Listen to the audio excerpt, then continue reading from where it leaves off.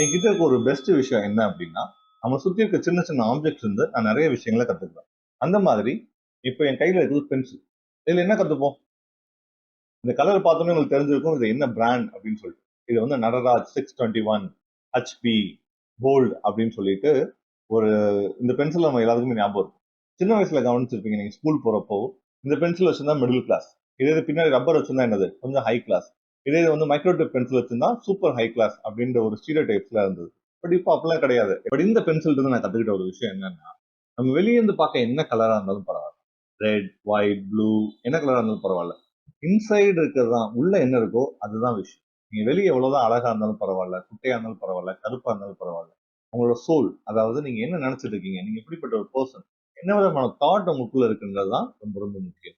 So அந்த தாட்ட நம்ம வெளிய கொண்டு வரதுக்கு, அந்த ஒரு நல்ல விஷயத்த நம்ம வெளிய கொண்டு வரதுக்கு, கொஞ்சம் நம்ம என்ன பண்ணணும்? ஷார்ப்பன் ஆகி தான் ஆகணும்.